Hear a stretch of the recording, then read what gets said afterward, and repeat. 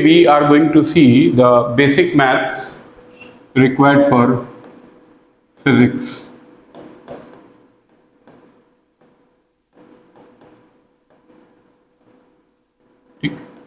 Beta, the maths classification is algebra, trigo,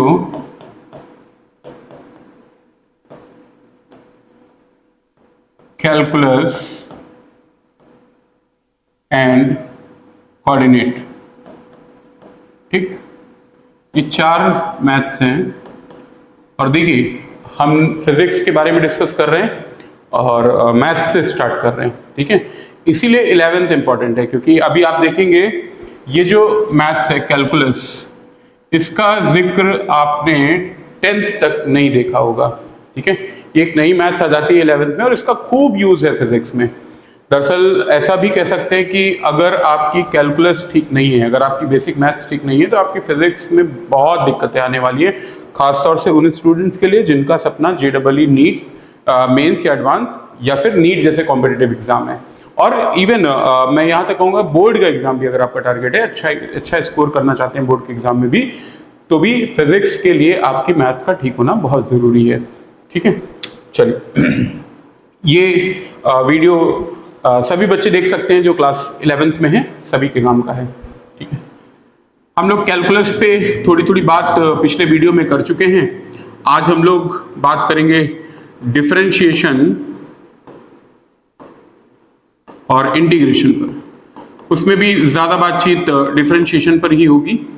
differentiation क्या है, हमें क्यों करना पड़ता है डिफरेंशिएशन, फिजिकल सिग्निफिकेंस क्या है, मैथमेटिकल सिग्निफिकेंस क्या है, ग्राफिकल सिग्निफिकेंस क्या है, ये सारी बातें हम लोग देखेंगे। हमने आपको बताया कि भाई y is a function of x। ठीक, ये रहा IV, ये रहा dv। हर IV और dv के बीच में फंक्शन रिलेशन बताता है, so we call it relation और फंक्शन। ठीक है, हर डिपेंडेंट वेरिएबल और इंडिपेंडेंट वेरिएबल के बीच में एक रिलेशन होगा या फंक्शन होगा, जिसमें नंबर लाइन मैंने बताया है वीडियो में। आपने अगर पुराना वीडियो नहीं देखा हो तो उसको जरूर देख लीजिए। एब्सिसा पर इंडिपेंडेंट वेरिएबल आता है और ऑर्डिनेट पर डिपेंडेंट वेरिएबल आता है। ठीक है, हमेशा ऐसा होगा। तो यहाँ पर ये x आ जाएगा और यहाँ पर y आ जाएगा। ठीक, अब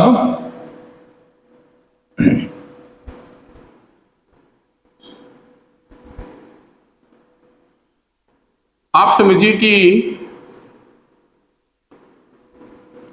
ये हो गई x एक्सिस, y एक्सिस, और इस तरीके से कोई स्ट्रिंग, डोरी फैली हुई है। ठीक है, मान लीजिए कोई स्ट्रिंग है, कोई डोरी है। ठीक, इस स्ट्रिंग का या धागे का शेप हम अपने हिसाब से चेंज कर सकते हैं। अगर आप इस पॉइंट को, ठीक है, और इस पॉइंट को, ठीक, स्ट्रेच कर दो, ठीक, तो ये कैसा बन जाएगा, स्ट्रेट लाइन बन जाएगा। और अगर चाहो तो इसे किसी भी कर्व के शेप में रख सकते हो। ठीक है, तो ये ग्राफ है y is equal to fx का, एक तरीके से देखा जाए तो। अच्छा जी, थोड़ा सा बेसिक बात शुरू करेंगे और फिर आगे बढ़ेंगे। मान लीजिए कि ये x1 है, ये x2 है, x1 के करस्पॉन्डिंग यहाँ पर y1 है और x2 के करस्पॉन्डिंग यहाँ पर y2 है। ठीक, इसको सेगमेंट से दिखाएंगे, this is called delta x और ये हो जाएगा डेल्टा y। ठीक, इसका मतलब बेटा ये देखिए, यहां एक राइट एंगल ट्रायंगल बना ग्राफ के अंदर, और आप जानते हो जैसे ही राइट एंगल ट्रायंगल बनेगा हम मैथ्स के एक सेक्शन में एंटर कर सकते हैं जिसका नाम है ट्रिग्नोमेट्री। ट्रिग्नोमेट्री में हम क्या करते हैं, राइट एंगल ट्रायंगल से डील करते हैं और अलग अलग ट्रिग्नोमेट्रिक रेशियोज को कैलकुलेट करते हैं। तो मान लीजिए मैंने इन दो पॉइंट को मिला दिया और इस एंगल का नाम लिख दिया थीटा। तो आप देखिए tan theta will be equal to delta Y divided by delta X. कितना आ जाएगा, delta Y upon delta X. ठीक है, मैं फिर से ग्राफ बनाता हूं और इस बार कुछ और चीजें करूंगा, बहुत ध्यान से देखिएगा। इसी कॉन्सेप्ट को समझना ही इंपॉर्टेंट है हमारे लिए। ये रहा x, दिस इज y, ये y बराबर fx है,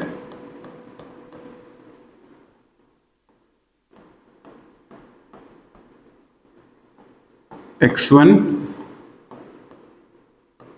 y1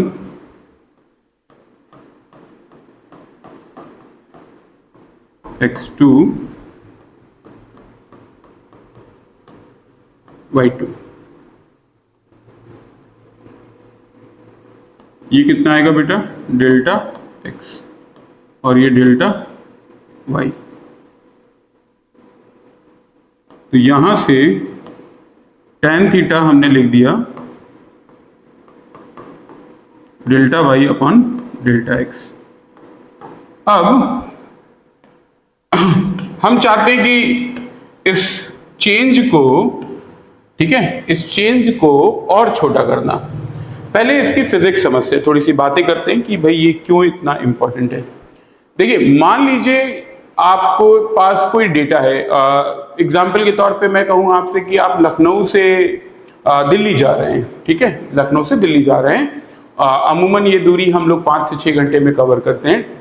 ठीक, आपने जरूर ट्रेन की शीट देखी होगी, ठीक, IRCTC के ऐप पर। तो उसमें क्या होता है कि हर स्टेशन पे टाइम दिया रहता है कि इस स्टेशन पर ट्रेन कितने टाइम पे पहुंचेगी, उस स्टेशन पर कितने टाइम पे पहुंचेगी।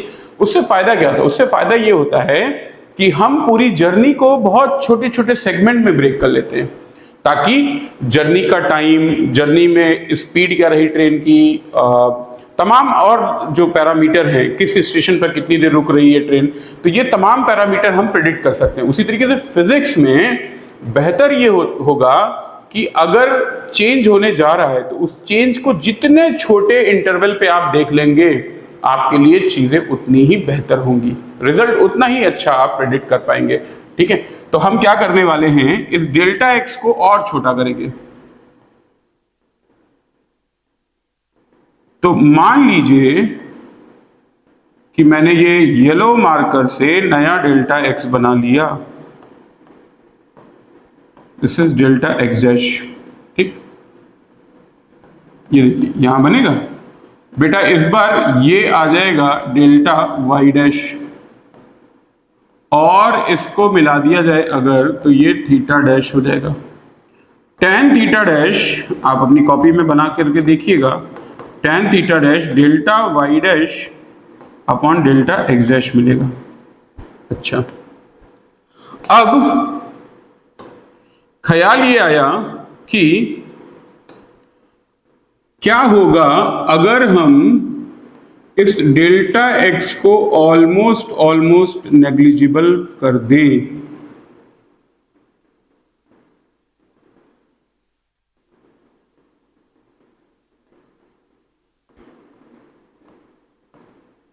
इसके लिए डेल्टा एक्स टेंडिंग टू क्या हो जाएगा, 0। और अगर ये डेल्टा एक्स टेंडिंग टू 0 हुआ तो यहां पर जो गैप मिलेगा हमको, वो डेल्टा वाई भी लगभग टेंडिंग टू 0 हो जाएगा। और इस समय अगर हम इन दो एंड को, जैसे पहले वाले सेगमेंट के दो एंड, फिर बाद वाले सेगमेंट के दो एंड, इन दो एंड्स को मिलाएं तो इस बार ये जो स्ट्रेट लाइन होगी, ये कर्व को कट नहीं कर रही होगी, बल्कि कर्व को टच कर जाएगी। ठीक है, कर्व को टच कर जाएगी। और अगर इस लाइन का स्लोप हम हॉरिजॉन्टल लाइन से मेजर करें, ठीक है, इसको मैं नाम दे दे रहा हूं थीटा डबल डैश। ठीक, तो sorry, tan theta double dash हो जाएगा limit delta x tends to 0 delta y divided by delta x। ये डेल्टा x बहुत छोटा था, बहुत छोटा, एकदम अगर आप एक अपना बाल तोड़ लेना, उस बाल की थिकनेस के बराबर है डेल्टा x। तभी तो हमने लिखा डेल्टा x टेंडिंग टू 0। और इस डेल्टा x टेंडिंग टू 0 पर डेल्टा y कितना मिलेगा? That is also going to be very small, very small. बेटा आपको पता है फिजिक्स में ये जो क्वांटिटीज होती हैं विच आर टेंडिंग टू 0, इनको हम डिनोट करते या इनको बताने के लिए हम एक वर्ड का इस्तेमाल करते हैं, इनफाइनाइट सिमियल। ठीक है, इनफाइनाइट वर्ड का मतलब बहुत बड़ा, बहुत बड़ा, very very large. Infinitesimal means very very small, almost almost negligible. तो इसको लिखने का तरीका क्या है? Delta x tending to 0। अब आप बेसिक रूल मैथ्स का याद रखिएगा कि कोई भी रेशनल नंबर होता है p बाई क्यू, उसकी शर्त ही यही है कि q should not be equal to 0। यहां पर डेल्टा एक्स 0 नहीं है, इट इज टेंडिंग टू 0। हमने क्या बताया आपको कि अगर आप अपना एक बाल तोड़ लें और उस बाल की थिकनेस को देखें, वो 0 नहीं है but almost almost tending to 0 है। ठीक है, नियर टू 0, 0.001 mm कुछ हो जाएगा। ठीक है, ये जो delta Y upon delta X है, इसी को लिखा गया D Y upon D X, D Y upon D X. और एक खास बात देखिए, ये D Y by D X किसके बराबर हो गया? tan थीटा डबल डैश के। tan theta double dash, theta double dash क्या है?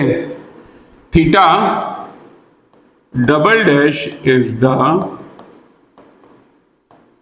स्लोप ऑफ टेंजेंट, और स्लोप से ज्यादा बेहतर होगा कहना इंक्लिनेशन, इंक्लिनेशन ऑफ टेंजेंट। ठीक है, to the curve y equals to F X. Theta double dash inclination है, इसका मतलब जानते हैं tan theta double dash, tan theta double dash is the slope of tangent हो गया, slope of tangent to the curve y is equal to F X. इस curve की tangent का स्लोप हो गया tan थीटा डबल डैश। और आपने देखा tan theta double dash is exactly equal to D Y by D X. इसका मतलब ज्योमेट्री में हम ये लिख सकते हैं, ठीक है, ज्योमेट्री में इसका मतलब हम लिख सकते हैं slope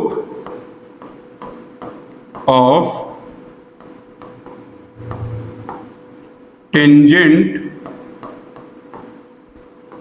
to the curve y is equal to f of x is equal to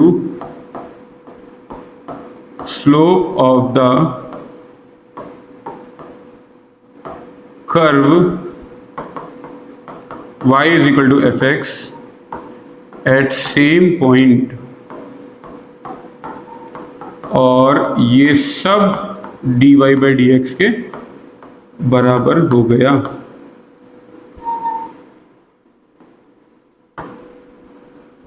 ठीक है, तो ये dy by dx का ज्योमेट्रिकल सिग्निफिकेंस है। क्या सिग्निफिकेंस है dy by dx का? dy by dx किसी curve y is equal to F X का किसी पॉइंट पर स्लोप बताता है, और किसी कर्व का स्लोप क्या होता है? उसी पॉइंट पर टेंजेंट का जो स्लोप होगा, टेंजेंट का स्लोप होगा, वही dy बाई dx होगा। अच्छा, ठीक है, आगे चलते हैं। आप याद कीजिए dy बाई dx को हमने लिखा था limit delta x tends to 0 delta y upon delta x। ठीक, इस delta y by delta x को अगर डिफाइन किया जाए तो न्यूमरेटर में बेटा या अंश में क्या लिखा हुआ है? Change in y। और डिनोमिनेटर में डेल्टा एक्स है, तो with respect to change in X, ठीक है, change in Y with respect to change in X. तो कभी आपको dy बाई डी एक्स निकालना है अगर, ठीक है, तो एक्चुअल मतलब समझिए कि आप क्या निकाल रहे हैं। आप निकाल रहे होंगे change in variable y with respect two variable x। किसी वेरिएबल y में x के रिस्पेक्ट में कितना चेंज हुआ, ये कैलकुलेट करते हैं हम dy बाई डी एक्स से। मान लीजिए आपको कोई पैरामीटर है s, डिस्प्लेसमेंट ले लेता हूं मैं s, ठीक, तो s फंक्शन दिया है टाइम का, ठीक। अब हमको पता करना है कि टाइम के रिस्पेक्ट में s में कितना चेंज हुआ, तो हम क्या कर देंगे ds upon dt, ds upon dt। So ds upon dt is the change in s with respect to t।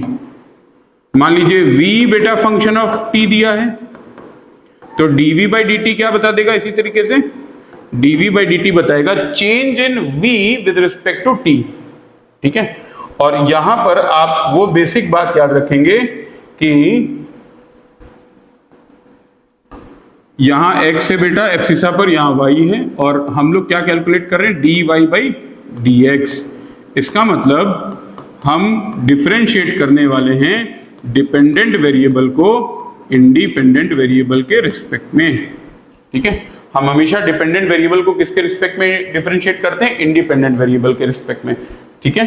तो कहीं पर अगर मान लीजिए कल को आप लिखा हुआ देखें df अपॉन dr, तो आप ये बात जरूर समझ जाइएगा कि ये डिपेंडेंट वेरिएबल है और ये इंडिपेंडेंट वेरिएबल है। इसका मतलब df अपॉन dr बता रहा होगा कि what is the change in force f with respect to r। r can be position, ठीक है, r can be anything, displacement, distance, कुछ भी, ठीक।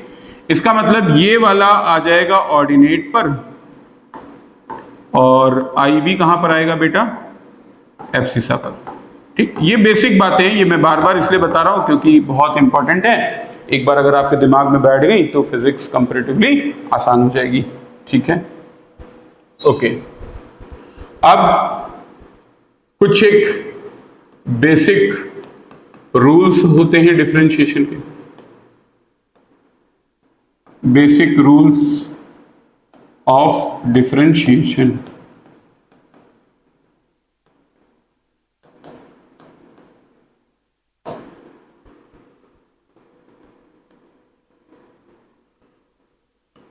पहला है, अगर y is equal to X raise to the power n है, ठीक है, n कोई भी नंबर हो सकता है, जीरो को छोड़ दिया जाए, सो dy बाई dx क्या हो जाएगा,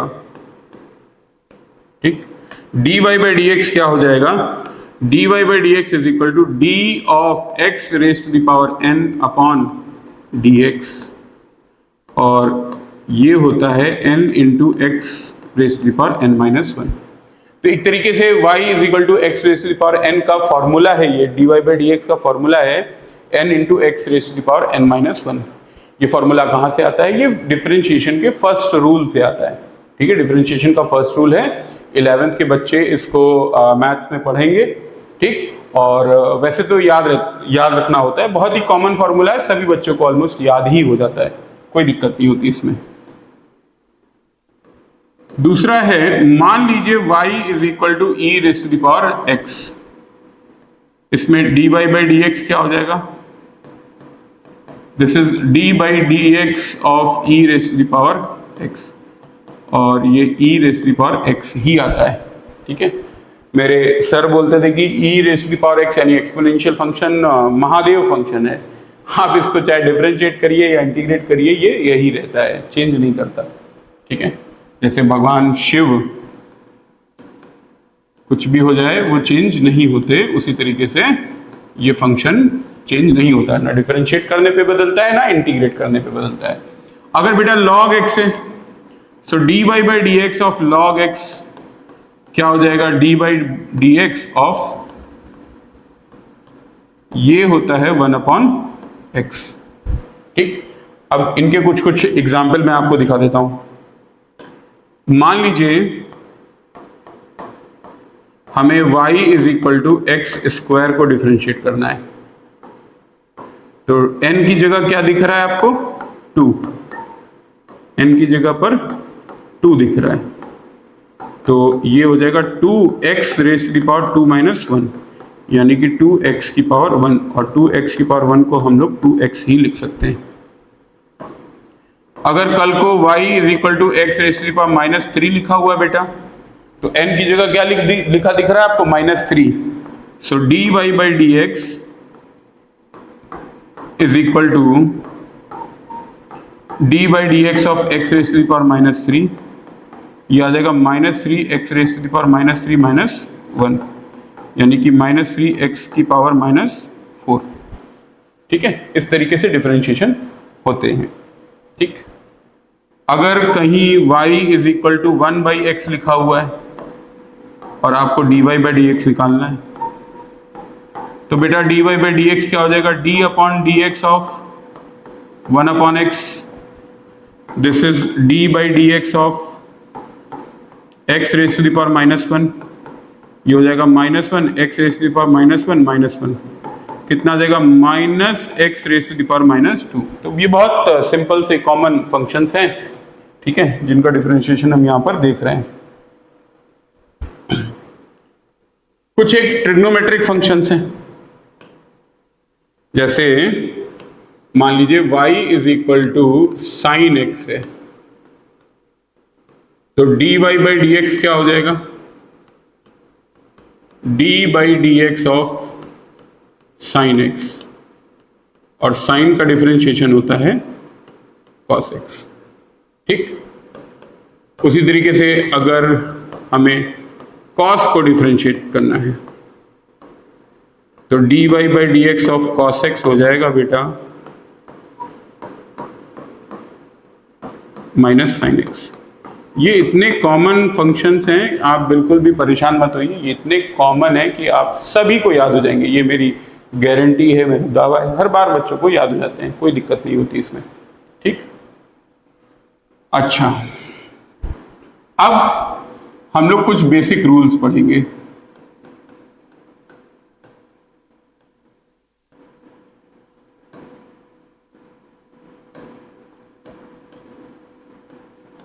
बेसिक रूल्स ऑफ डिफरेंशिएशन।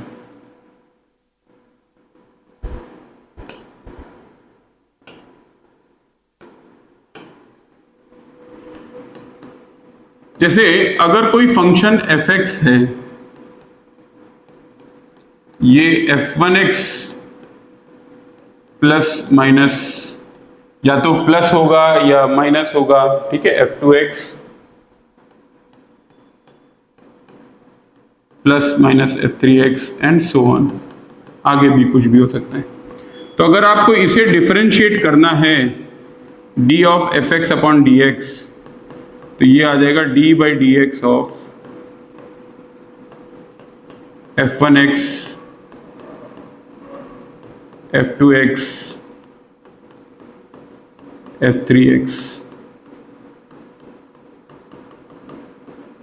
ठीक, अब बेटा ये जो d बाई डी एक्स है ना, ये एक एक फंक्शन के पास जाएगा सबसे पहले, तो d by D x of f(1x) plus d by D x, अगर माइनस है तो माइनस, प्लस होगा तो plus, f(2x) d by D x of f(3x) and so on, इस तरीके से आगे बढ़ेगा। ठीक, इसका एक एग्जाम्पल देखिए, f(x) is equal to x की पावर 3 प्लस साइन x, ठीक, plus e raise to the power, ऐसा कोई क्वेश्चन दिया हुआ है। ठीक, और हमसे कह रहा है कि डिफरेंशिएट करिए, ठीक है, हमसे कहा गया कि डिफरेंशिएट करिए, तो d of f(x) upon dx क्या हो जाएगा? d by D x of x³ sine x और e raise to the power x. ये जो डी बाई डी एक्स है एक्स क्यूब साइन एक्स और e raise to the power x. X cube का differentiation 3x स्क्वायर, sine का differentiation cos x और e की पावर x का डिफरेंशिएशन e की पावर x। याद है महादेव फंक्शन? ठीक, so this will be our answer. Rule number 2,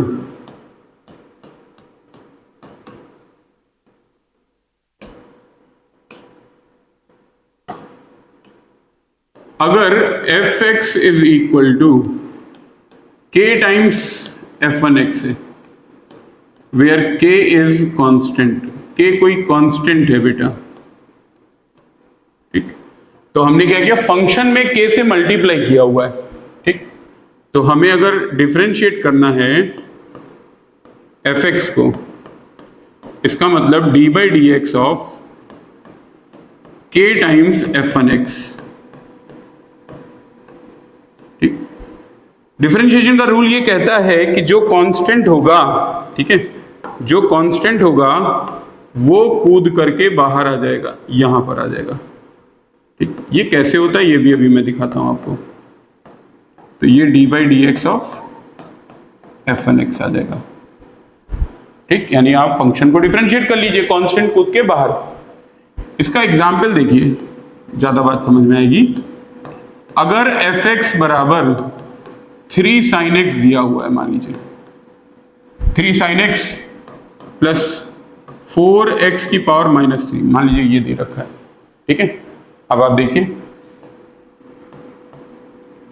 d by D x of fx क्या हो जाएगा, d by D x of 3 sin x plus 4x cube, ये आ जाएगा d by D x of 3 sin x plus d by D x, इसके पास पहुंचेगा, sorry यहां पर माइनस है बेटा, 4x raise to the power -3, ये 3 बाहर आया, so this is 3 into d by D x of sine x, और ये 4 यहां पर बाहर आएगा, 4 into D by D x of x raise to the power -3। Sine का डिफरेंशिएशन क्या बताया, cos x, और आपको x की पावर n का डिफरेंशिएशन याद हो गया होगा, n इंटू एक्स की पावर n-1, तो n की जगह पर कौन है, -3, so this is -3 x raise to the power -3 -1, तो ये आ जाएगा 3 cos x -12x की power -4, this will be the answer, ठीक है। बहुत ही आसान है differentiation.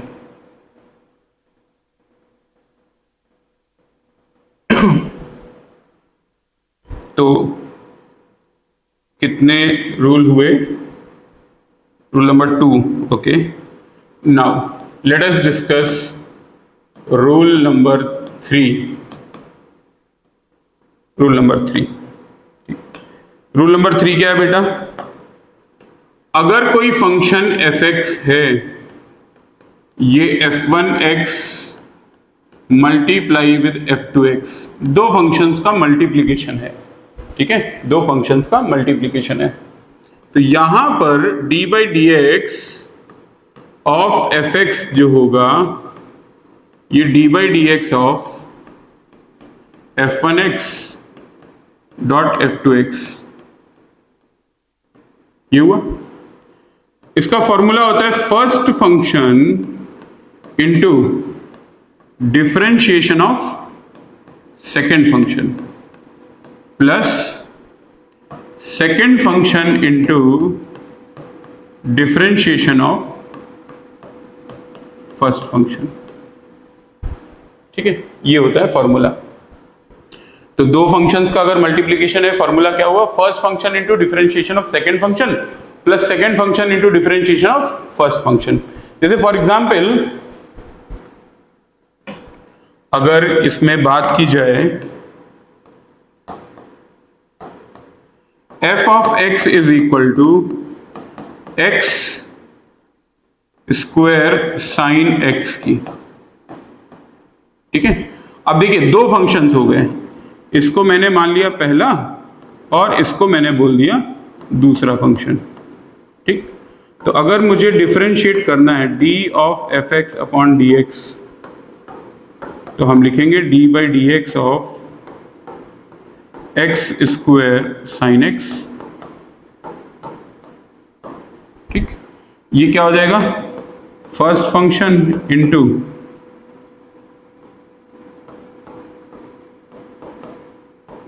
Differentiation of second function plus second function into differentiation of first function, ठीक। अच्छा जी, साइन एक्स का डिफरेंशिएशन दुनिया जान गई, कॉस एक्स होता है, प्लस साइन एक्स और एक्स स्क्वायर का डिफरेंशिएशन क्या होगा 2x, ठीक। अब देखिए इसको बहुत ध्यान से लिखा जाता है, वरना अगर आपने डॉट और ब्रैकेट का यूज नहीं किया ना तो साइन एक्स इंटू 2x हो सकता है आप गलती में साइन 2x स्क्वायर लिख दें, जो कि गड़बड़ हो जाएगा, ठीक है। तो लिखते समय खास ध्यान रखेंगे x square into cos x, और ऐसा करते हैं कि उस 2x को बाहर बुला लेते हैं, 2x इंटू साइन एक्स, ठीक है। तो इस तरीके से ये रूल नंबर 3।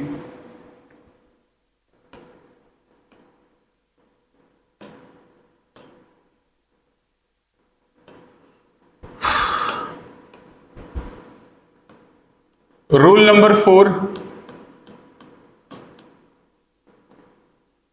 अगर बेटा एफ एक्स कोई दो फंक्शन है f1x अपॉन f2x,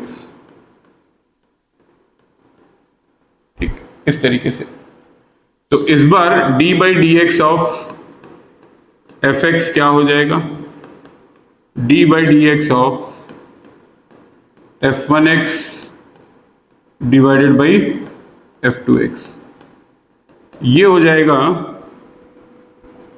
f2x का होल स्क्वायर, ठीक।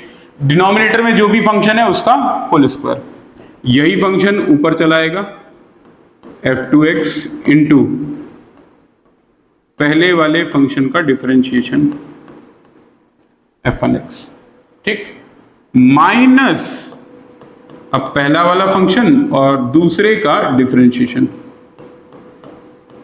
तो फॉर्मूला क्या है, first function upon second function का डिफरेंशिएशन कैसे निकालते हैं, डिनोमिनेटर में सेकेंड फंक्शन का स्क्वायर, ऊपर first function into second function into differentiation of first minus first function into differentiation of second, ठीक। जैसे एग्जाम्पल देखिए, ज्यादा बात समझ में आएगी।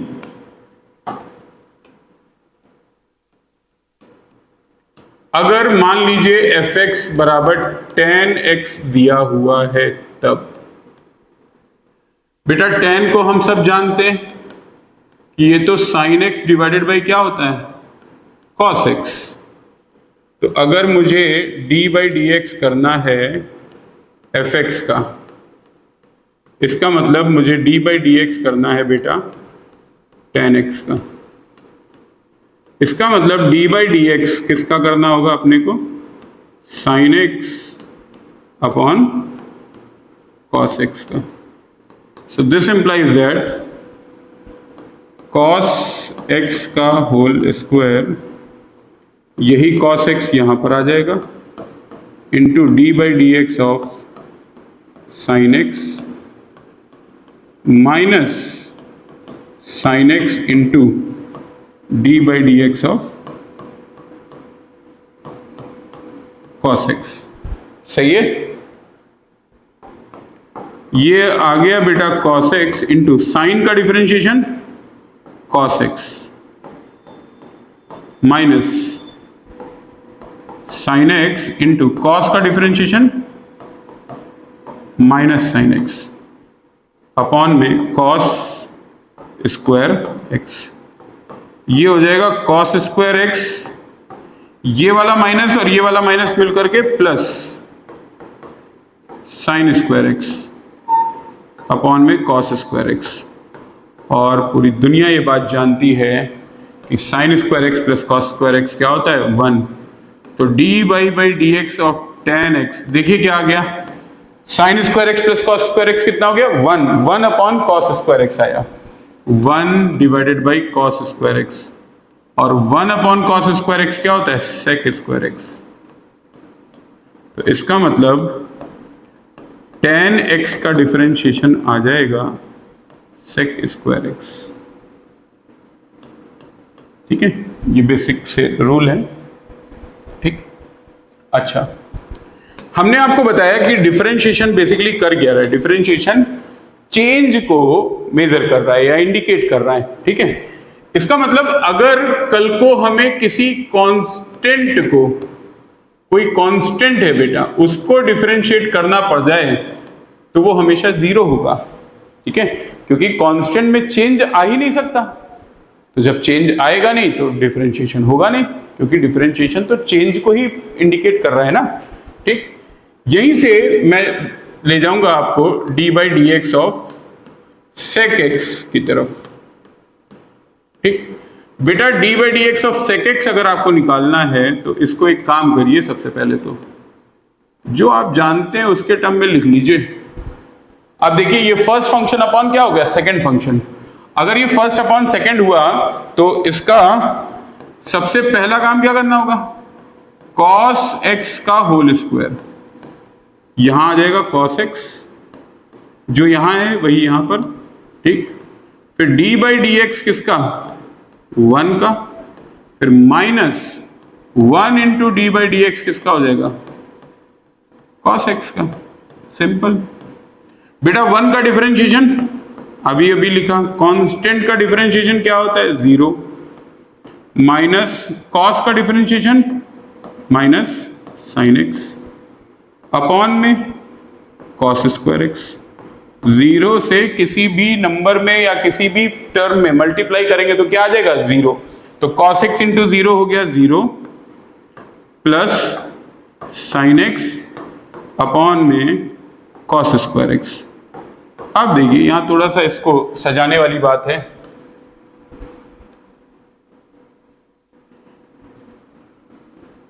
D by D x of sec X, बिल्कुल ध्यान से देखिएगा क्या आया बेटा, साइन एक्स अपॉन में cos square X, sine X divided by cos square x.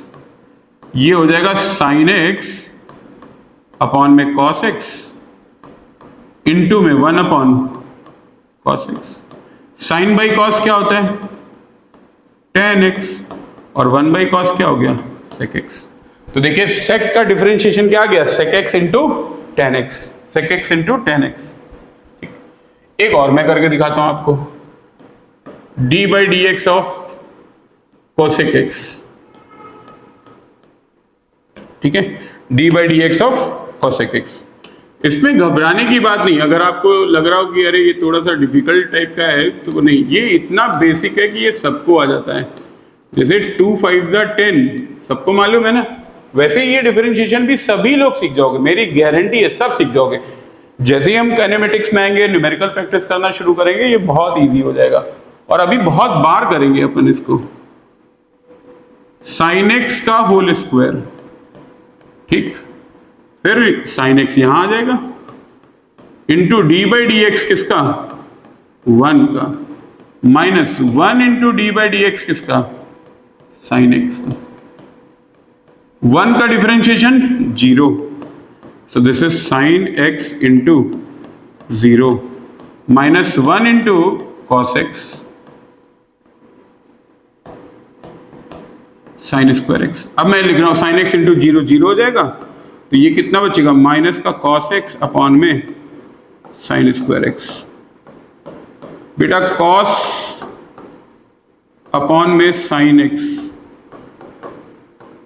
Into 1 upon sine X, ये क्या बचा माइनस का cot X into cosec x। ठीक, तो देखिए cosec का डिफरेंशिएशन क्या आ गया, माइनस था cot x into cosec x। ठीक है, तो ये अभी 4 बेसिक फंडामेंटल रूल हमने डिस्कस किए, बहुत काम के हैं, बहुत सारे रूल अभी और बाकी हैं, वो मैं डिस्कस करता रहूंगा। आप वीडियोस देखते रहिए। अगर आपको अच्छा लग रहा है तो प्लीज़ अपने दोस्तों को वीडियो के बारे में ज़रूर बताइए, विद्याश्री क्लासेस के बारे में बताइए। Thank you.